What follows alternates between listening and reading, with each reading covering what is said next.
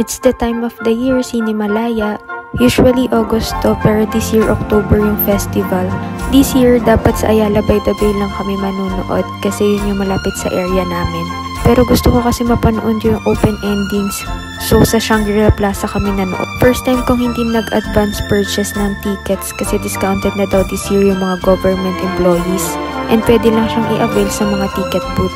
Unfortunately, pagdating namin doon, sold out yung open endings. Ang malungkot. First movie namin is Shorts B. 5 magkakaibang film to.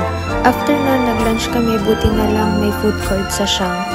Then, bumili kami ng popcorn, diretso sa next movie, Paglilitis. Then, we have coffee break. Then, yung last movie namin, Warla. Ito yung pinalit namin sa open endings. Grabe, hindi ko in-expect kasi hindi ko alam yung synopsis ng story bago namin piliin. Grabe, sobrang ganda nito. Then, bago kami umuwi, buti nakita ko si Janela Salvador kahit di ko napanood yung open endings. Yun lang!